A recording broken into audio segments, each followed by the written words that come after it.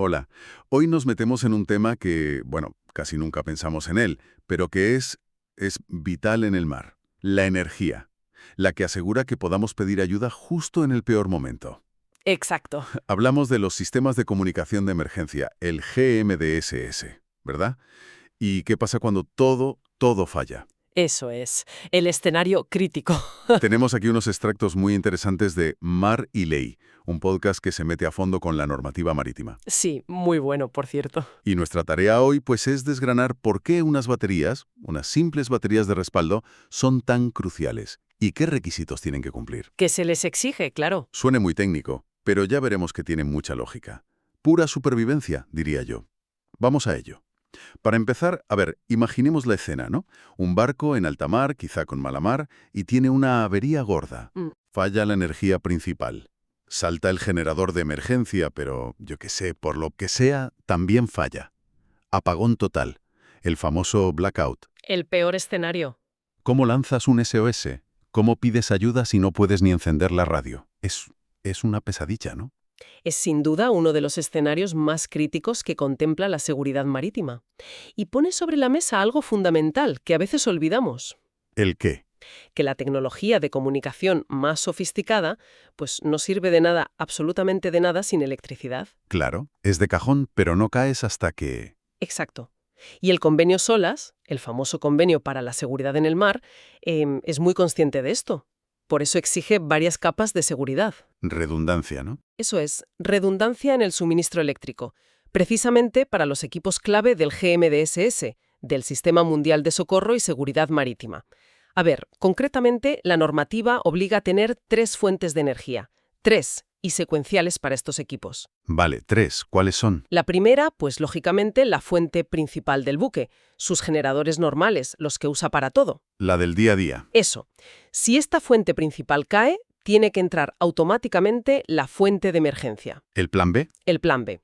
Normalmente es un generador diésel aparte, en una zona segura, que arranca solo al detectar el fallo principal. Vale, Pero, ¿y si esta también falla?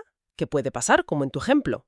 exacto. Para ese caso ya extremo, el apagón total, existe la tercera línea de defensa, la fuente de reserva o de socorro, El plan C. el plan C.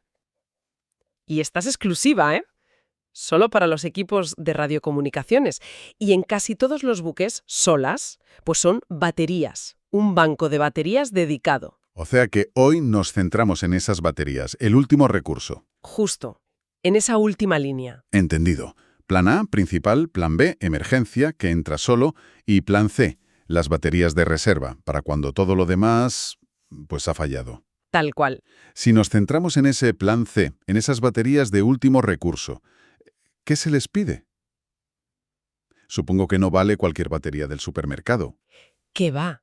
En absoluto. Los requisitos son muy, muy estrictos y están pensados, claro, para maximizar las opciones de sobrevivir. Lógico. El requisito número 1 es la autonomía. O sea, ¿cuánto tiempo pueden funcionar solas? Vale. Estas baterías deben poder alimentar los equipos GMDS esenciales durante un tiempo mínimo, incluso si no hay nada más de energía en el barco. ¿Y qué equipos son esos esenciales? Pues hablamos, por ejemplo, de la radio VHF con llamada selectiva digital, el sistema este del botón rojo para enviar alertas automáticas con la posición, Ajá, el DSC. ese. Y luego, dependiendo de por dónde navegue el barco, las zonas GMDSS que llamamos A1, A2, A3 o A4, pues también podría ser necesario alimentar un equipo de onda media corta, el MFHF, para hablar a larga distancia. Claro, si estás en medio del océano. Exacto. O una terminal de satélite tipo Inmarsat-C para enviar mensajes de datos tipo Telex. Y aquí viene lo importante, de esa autonomía, el tiempo mínimo que se exige. A ver. Hay una diferencia clave. Depende de cómo sea el barco. ¿Ah, sí? Sí. Si el barco sí tiene una fuente de energía de emergencia, o sea, el generador de emergencia que decíamos antes, que es lo normal en barcos de carga, de pasaje y muchos otros hechos bajo solas en las últimas décadas, Los más modernos, digamos. eso es. Pues en esos casos, las baterías de reserva deben garantizar como mínimo. 1 hora. Uf, en medio de una emergencia puede parecer poco tiempo, ¿no? Puede parecerlo, sí. Ahora vemos por qué. La otra cara de la moneda es para los barcos que, pues por ser más pequeños, más antiguos o de otro tipo, no están obligados por solas a llevar ese generador de emergencia independiente. Vale, ¿y entonces? En esos casos, la exigencia para las baterías sube muchísimo. Deben garantizar un mínimo de 6 horas de autonomía. 6 horas. Vaya diferencia. 1 hora frente a 6. ¿Y por qué? ¿Cuál es la lógica detrás de esto? Se supone que si tienes generador de emergencia, aunque falle, la cosa es menos grave. No exactamente menos grave, pero Y sobre todo, ¿qué se espera hacer en esa hora o en esas 6 horas? Porque son críticas. aquí es donde se pone interesante la cosa. Ujú. Y donde ves la filosofía de la norma. Ajá. Esa hora o esas 6 horas no están pensadas para que el barco siga navegando, ni para que la tripulación se ponga a hacer reparaciones a oscuras. No. Entonces, Es lo que podríamos llamar la ventana de oro. ventana de oro. Sí, la ventana de oro para pedir auxilio. La normativa y, bueno, la experiencia en el mar consideran que ese tiempo es el mínimo indispensable para que la tripulación haga las comunicaciones críticas para sobrevivir. Pero en condiciones muy malas, imagino. Claro, piensa que seguramente estarán bajo un estrés brutal y en condiciones muy difíciles, un incendio, una inundación, el barco muy escorado. ¿Y qué tienen que hacer en ese tiempo? Pues, primero, evaluar rápido. Se nos hunden. Hay fuego sin control. Vamos a la deriva hacia las rocas. Tomar conciencia de la situación real. Cerca, MHF o satélite si estás perdido en el océano. Claro. Tercero, componer y transmitir bien esa alerta. Siguiendo los protocolos GMDSS, que son estrictos. No vale un SOS a gritos. No. Y cuarto, muy importante, tener energía para quedarse a la escucha, para poder hablar con el centro de salvamento o con otros barcos que hayan recibido la alerta. Establecer el contacto inicial. Exacto.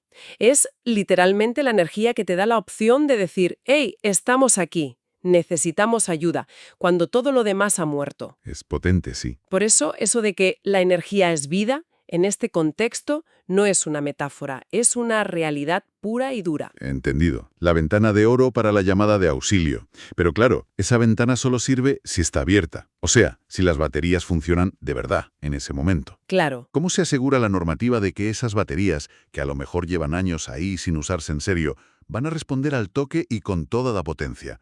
No pueden ser algo olvidado en un armario. Exacto. La fiabilidad es el otro pilar, junto con la autonomía. El sistema está pensado para estar siempre alerta. ¿Cómo? Estas baterías tienen que estar conectadas siempre a un cargador automático. Ah, vale. Este cargador se alimenta de la red de emergencia del barco. Bueno, si la hay. O de la principal si no hay generador de emergencia. Ujú. ¿Y qué hace? Pues mantener las baterías siempre flotando, a tope de carga, compensando la pequeña descarga que tienen todas las baterías por sí solas. Se mantienen solas al 100%. Eso. Si el voltaje baja un poco, el cargador se activa solo y las rellena. No hay que hacer nada manualmente para que estén cargadas. Vale. Automático. Pero, ¿y si falla el cargador? ¿O si las baterías tienen un problema y no cargan bien? Buena pregunta. La automatización sola no basta. Por eso es obligatorio tener un sistema de alarmas asociado a estas baterías y al cargador. ¿Alarmas? ¿En el puente? Sí, claro. Alarmas visuales y sonoras. Y situadas donde siempre haya alguien vigilando, el puente de navegación. ¿Y cuándo saltan? Pues tienen que saltar enseguida si se detecta un fallo en el cargador, por ejemplo, si deja de meter corriente, o si la tensión de las propias baterías cae por debajo de un nivel de seguridad. Eso indicaría un problema. O sea que no es instalar y olvidar. Para nada. Convierte la supervisión de las baterías en una tarea activa de la guardia en el puente. Hay que mirar de vez en cuando que las luces están bien, que las alarmas funcionan. Requiere vigilancia constante. Tiene lógica. Autonomía, carga automática, alarmas. Pero, ¿y el sitio? Un barco se mueve. Hay vibraciones, humedad, sal. ¿Dónde se ponen estas baterías para que estén seguras? La ubicación y la protección física, el tercer elemento clave. Y el SOLAS es muy claro aquí, ¿Qué dice? que las baterías de reserva deben instalarse lo más alto posible en el barco. Arriba del todo. ¿Por qué? Normalmente sí, en el puente, o en un cuarto de radio al lado, o en un local técnico en una cubierta superior, para protegerlas de inundaciones si el barco tiene una vía de agua o escora mucho. Si estuvieran abajo, podrían mojarse y adiós baterías. Claro, se quedarían KO enseguida. Además, tienen que estar dentro de un armario o un compartimento especial. Y este sitio tiene que cumplir varias cosas. A ver, Primero, buena ventilación. Muy importante sobre todo con las baterías de plomo ácido, que son las más comunes. Al cargar, sueltan hidrógeno, gas inflamable. muy inflamable. Si se acumula, riesgo de explosión. Ha habido accidentes por esto, ¿eh? Ostras. Segundo, protegidas de temperaturas extremas. Ni mucho frío ni mucho calor, que les sienta fatal a las baterías. Les quita capacidad y vida útil. Normal. Y tercero, bien sujetas, para que aguanten vibraciones, golpes, los bandazos del barco con mala mar. Y junto a la protección está el mantenimiento. El mantenimiento físico de rutina. Exacto. Aquí se ve como cada detalle está pensado para que sean fiables. No basta con que el cargador funcione. ¿Qué hay que hacerles? Pues inspecciones periódicas, pruebas de capacidad bajo carga, para ver si de verdad dan la corriente que deben durante el tiempo necesario. Comprobar que cumplen la hora o las 6 horas. Eso. Medir la densidad y el nivel del líquido del electrolito en las de plomo ácido. Y algo fundamental, los bornes, los puntos de conexión. ¿Qué pasa con ellos? Tienen que estar limpios, bien apretados y protegidos con grasa o vaselina, para evitar que se sulfaten, que se forme esa costra blanca. Ah, sí, la corrosión esa. Esa corrosión crea resistencia eléctrica, impide que la batería entregue toda su potencia, o incluso que cargue bien. Un borne sucio puede ser la diferencia entre poder transmitir o no. Fíjate qué tontería, ¿no? Pues sí, una cosa tan pequeña. O sea que no es solo ponerlas ahí, es un cuidado continuo. Una responsabilidad continua de la tripulación, sí. Vamos a ver si lo hemos pillado bien con un ejemplo práctico, para la regla esa de la autonomía. Venga, Pongamos un portacontenedores, moderno, construido en 2018, por ejemplo, vale. navegando por el Atlántico Norte, y sufre un incendio feo en la sala de máquinas. No lo controlan. Mal asunto. Los generadores principales fallan por el calor. Se activa el de emergencia, que está en otro sitio, pero el humo o el fuego se extienden y, al cabo de un rato, este también se para. Apagón. Situación crítica total. El capitán ordena, Mayday, por GMDSS. ¿Durante cuánto tiempo, como mínimo absoluto, tienen que poder funcionar las baterías de reserva para alimentar, pongamos, la radio VHC-DSC y la terminal Inmarsat-C? A ver, es un portacontenedores moderno, de 2018. Sí, Pues entonces está obligado por SOLAS a llevar generador de emergencia. sí, aunque haya fallado en el ejemplo. Exacto. Aunque haya fallado, el hecho de que deba llevarlo por normativa es lo que marca el requisito para las baterías de reserva. Así que la respuesta es: deben poder alimentar los equipos GMDS esenciales durante 1 hora, como mínimo. 1 hora. Vale, entiendo. La clave es si el barco tiene que llevar generador de emergencia por ley, no si funciona o no en ese momento. Justo eso. Si hubiera sido un pesquero viejo o uno pequeño, no obligado a tener ese generador, la respuesta habría sido 6 horas. Correcto. Exactamente. La lógica que hay detrás es que en un barco con generador de emergencia, pues se supone que éste dará energía un tiempo antes de fallar, si es que falla. O que la emergencia que lo inutilice quizás sea tan grave que la ventana para pedir ayuda antes de que pase lo peor sea más corta. Ya. En cambio, en un barco, sin esa segunda línea de defensa, el generador de emergencia, pues se le pide a la tercera línea, las baterías, mucha más resistencia, esas 6 horas, para compensar que falta la capa intermedia. Queda clarísimo. El sistema GMDSS es una pasada de tecnología, pero sin esa última chispa de energía asegurada, pues es metal y plástico inútil. Justo cuando más lo necesitas. Totalmente. ¿Cuál dirías tú que es el mensaje principal?